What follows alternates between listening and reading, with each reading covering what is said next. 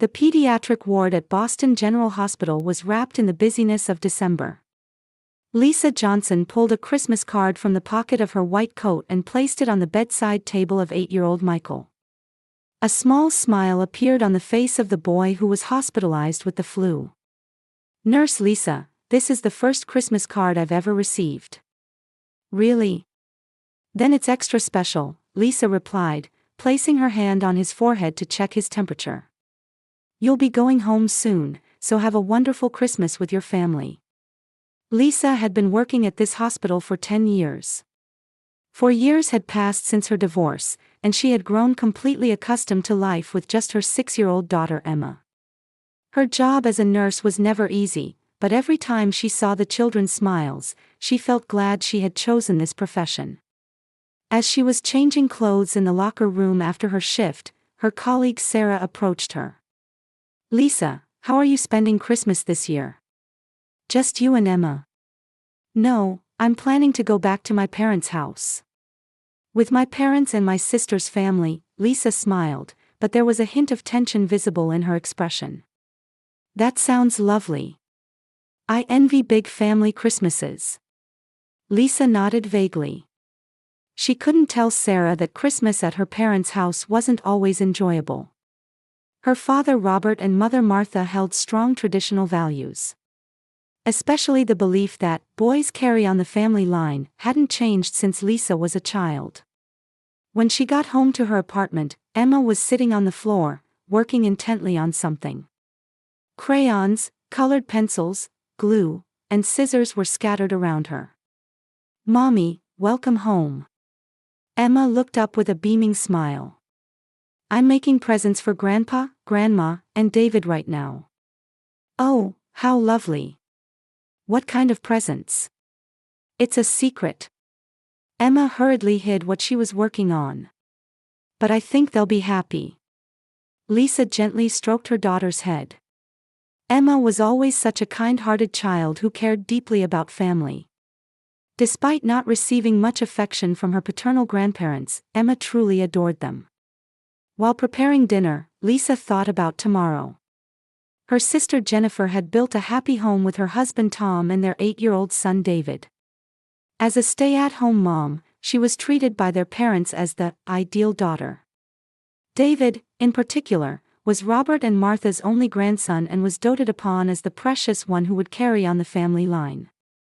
"Mommy, David is like a big brother and I love him," Emma suddenly said. "Yes, David is always kind to you."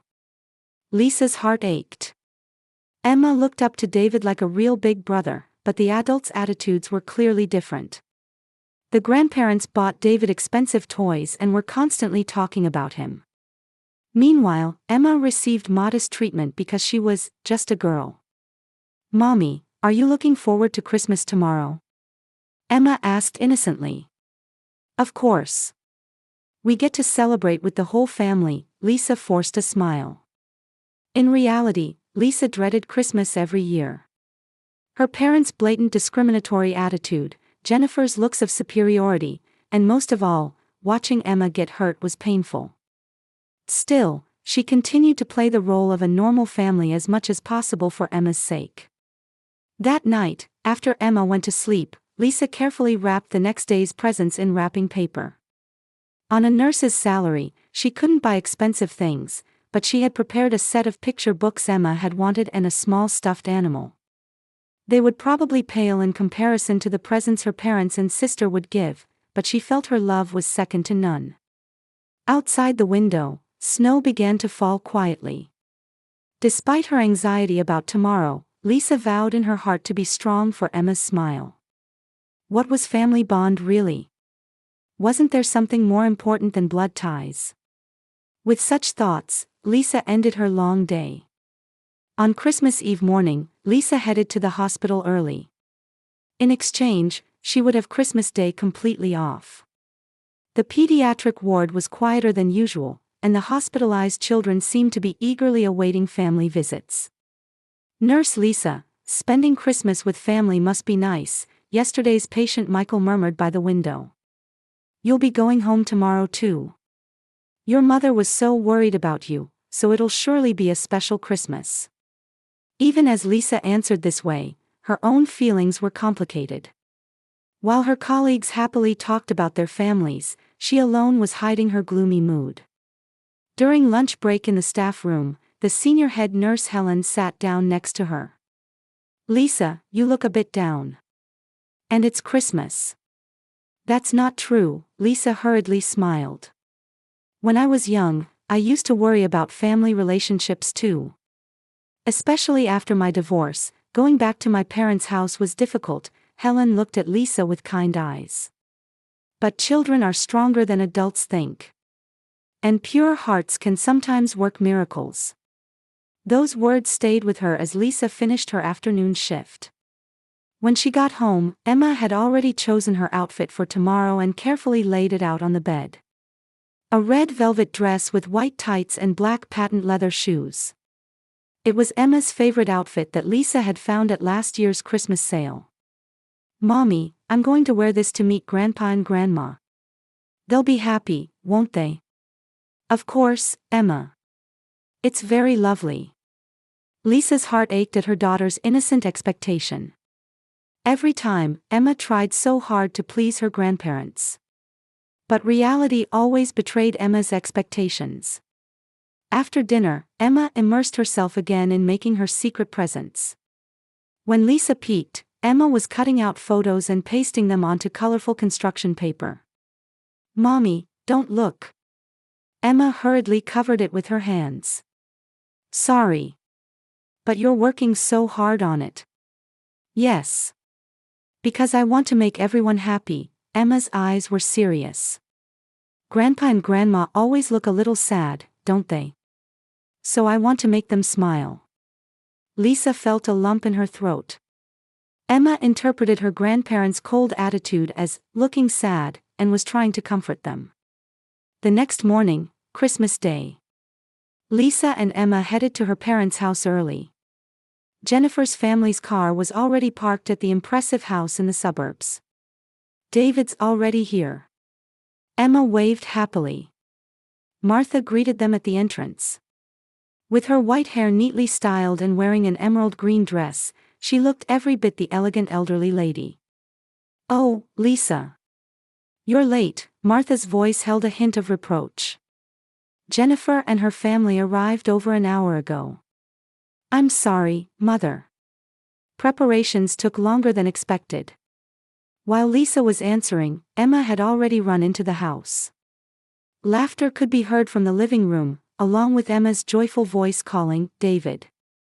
When they entered the living room, Father Robert was sitting on the large sofa with 8-year-old David on his lap, reading him a picture book. Jennifer was sitting in a chair near the fireplace, talking with her husband Tom with a satisfied expression. "Grandpa, Emma's here," David said. Robert glanced at Emma but didn't move to lift David from his lap. "Oh, Emma. Have you been well?" His voice was clearly at a different temperature. Emma was momentarily confused but quickly regained her smile. "Yes, very well. Are you well too, Grandpa?" "Well enough." Robert turned his attention back to David. "David, shall we continue reading?" Emma sat quietly in a corner, watching the scene. Lisa placed her hand on her daughter's shoulder and smiled gently at her. When dinner time came, the disparity became even more obvious.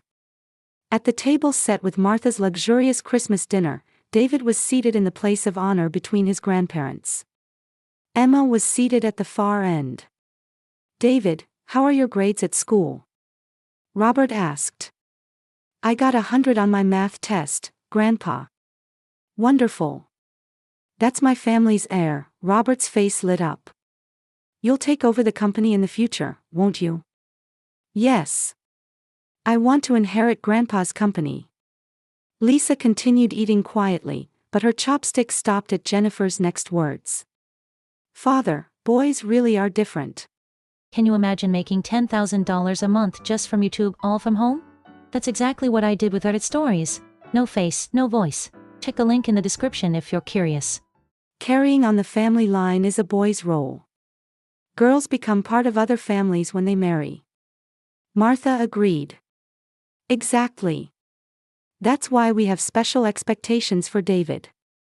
Emma just needs to make a good marriage and be happy in the future. Emma continued eating quietly, but Lisa could see her daughter's expression cloud over.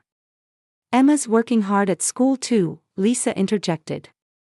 She won a prize in an art contest, and her teacher praised her book report. That's nice, Martha replied superficially. But boys' education is more important. They have to shoulder the future. Robert nodded. David, let's start piano lessons next year. Business leaders need culture. Great. I wanted to learn piano. Emma said in a small voice, I want to learn piano too.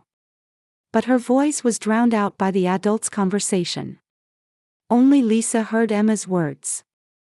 After dinner, David was being spoiled by his grandparents and receiving special dessert. Emma sat alone in a corner of the sofa, reading a small picture book she had brought. Lisa sat next to her daughter. Emma, are you okay? Yes, I'm okay. Emma turned and smiled, but her smile seemed a little lonelier than usual. But Mommy, during tomorrow's present time, will everyone be happy? I'm sure they'll be happy. You worked so hard making them. That night, Lisa and Emma stayed in the guest room at her parents' house. After Emma fell asleep, Lisa stood by the window looking up at the starry sky. Tomorrow's present exchange time seemed terrifying to her. Surely there would be scenes that would hurt Emma again. Still, she wanted to protect her daughter's pure love. From the next room, the happy laughter of Jennifer's family could be heard. Lisa sighed quietly. Christmas morning, Lisa woke up early. In the bed next to her, Emma showed an angelic sleeping face. Last night, her daughter had said, "Tomorrow will surely be a wonderful day, Mommy," before falling asleep. That innocent expectation squeezed Lisa's heart. After breakfast, the time for present exchange finally arrived. Under the Christmas tree in the living room, presents wrapped in colorful paper were piled up. There were obviously the most for David, including large ones. There were only 2 small presents for Emma that Lisa had brought. Now, it's present time. Martha clapped her hands to announce. Robert sat in the big chair, exuding dignity like a king. Let's start with David. David's eyes sparkled as he pounced on the presents. When he opened the first box, the latest game console came out. Wow! Can I really have this? Of course, Robert smiled with satisfaction. You're our family's precious heir.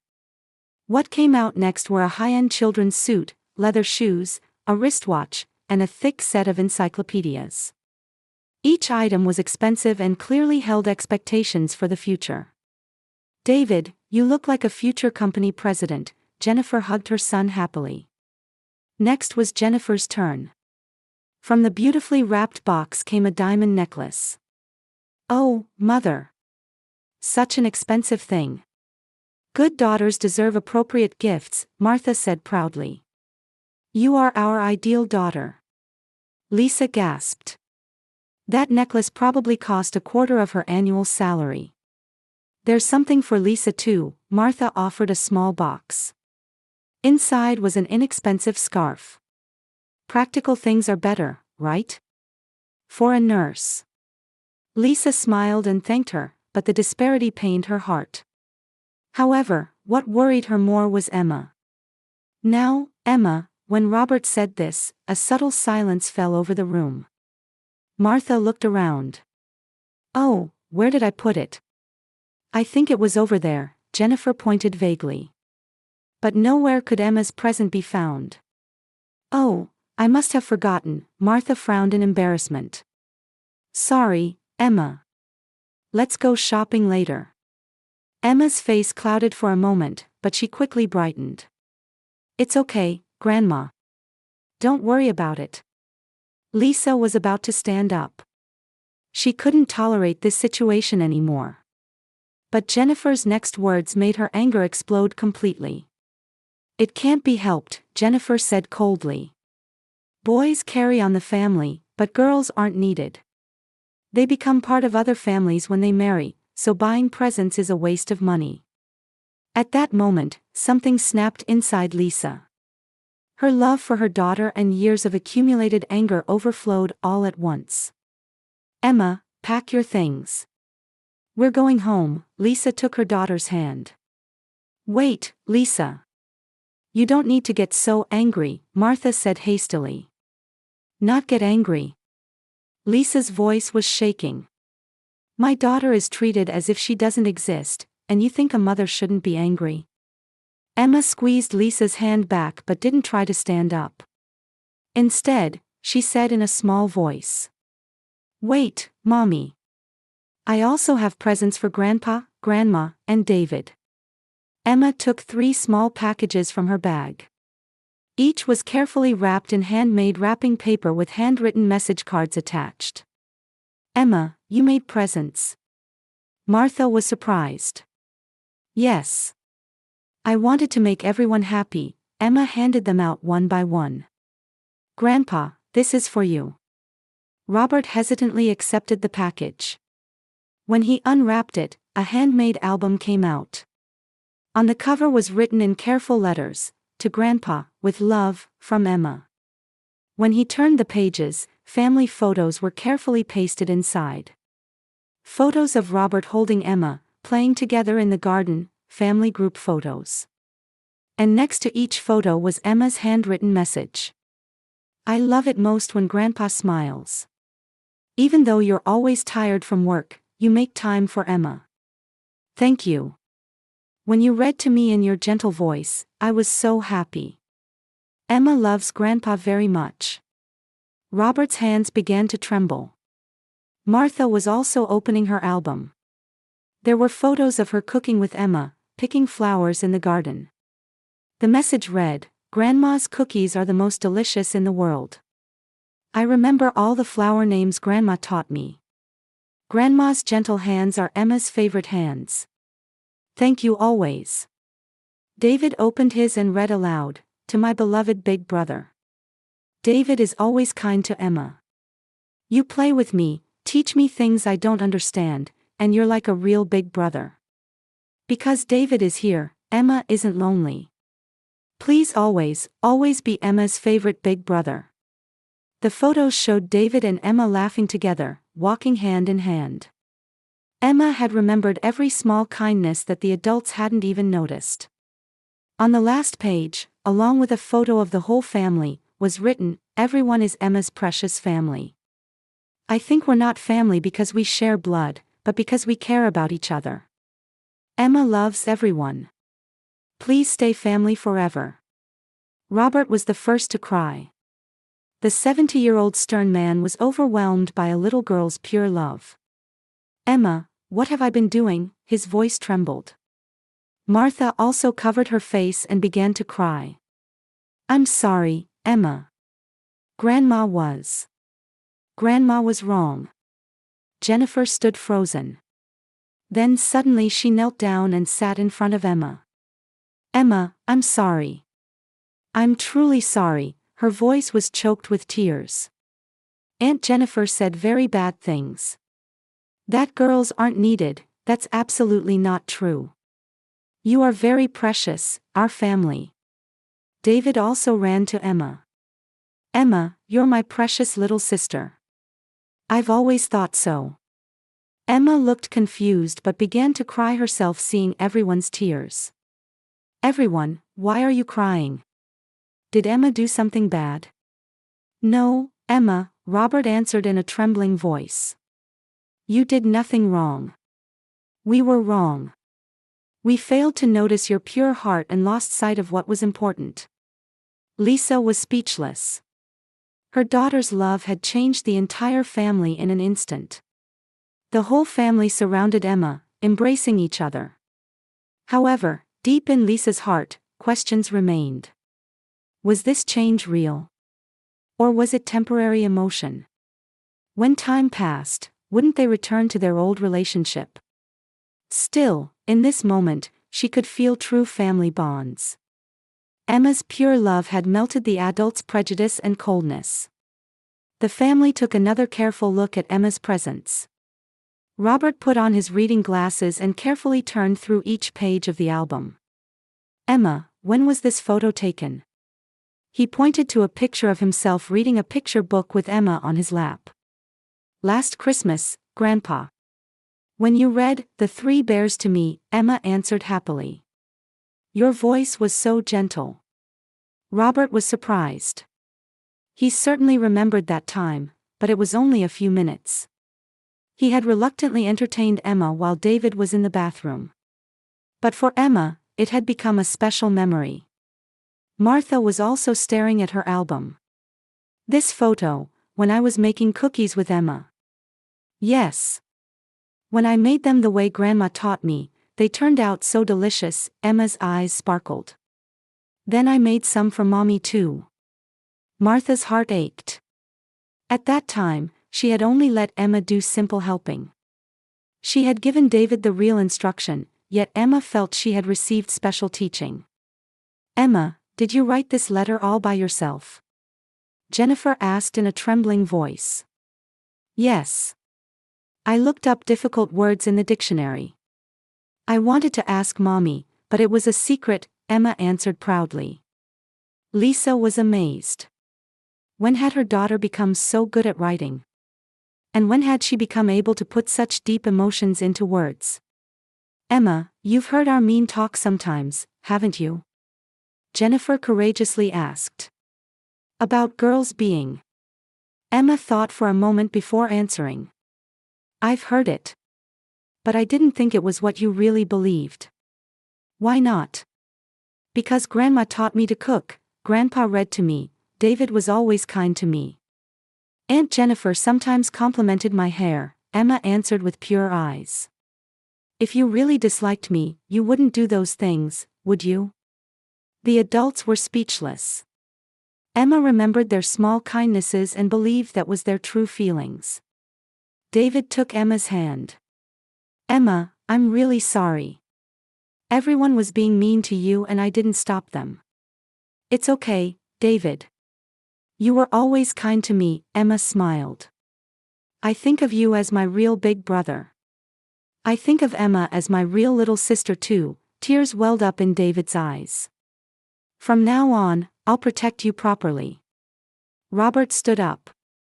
"Emma, I have something to say. I want everyone to hear this." He began in a solemn tone. "I've held wrong beliefs for many years. I thought only boys could inherit the family, that girls become strangers when they marry." "Father." Lisa started to speak, but Robert raised his hand to stop her. "Please hear me out," he continued. "But seeing Emma's present made me realize. True family bonds aren't about blood ties or gender. It's about caring for each other." He knelt down in front of Emma. "Emma, can you forgive Grandpa? I'm truly sorry for being cold to you all this time." "Grandpa, you don't need to apologize," Emma wiped Robert's cheek with her small hand. "I love you, Grandpa." Martha also said through tears, "We grew older but were more foolish than 6-year-old Emma. I'm truly ashamed." "Grandma, don't cry," Emma hugged Martha. "Everyone became friends, so it's good." Jennifer bowed deeply. "Emma, and Lisa. I was the worst. I was jealous of Lisa's strength and Emma's purity." "Jealous?" Lisa was surprised. "Lisa raised Emma alone, worked hard. I couldn't do what you did," Jennifer's voice trembled. "And raising such a pure, kind child like Emma. I felt pathetic about myself, so I said those horrible things." Lisa hugged her sister. "Jennifer. But having reasons doesn't make it forgivable." "Emma, I'm truly sorry." Emma took Jennifer's hand. "Aunt Jennifer, don't cry anymore. Emma loves you." Tom also spoke up. "I want to apologize too. I should have stopped my wife's attitude." "Emma, I'm sorry. Uncle Tom doesn't need to apologize either. We're all family." That evening, the family gathered around the dinner table again. This time, Emma sat in the center seat of honor. Everyone listened to Emma's stories and asked about her favorite things and future dreams. "Emma, what do you want to be when you grow up?" Martha asked gently. "I want to be a doctor." "Like Mommy, I want to help sick people," Emma's eyes sparkled. "Or become a teacher and teach everyone about the importance of kindness." Robert smiled. "That's a wonderful dream. Grandpa will support you." "Really? Really?" Whether boy or girl, pursuing dreams is what's important.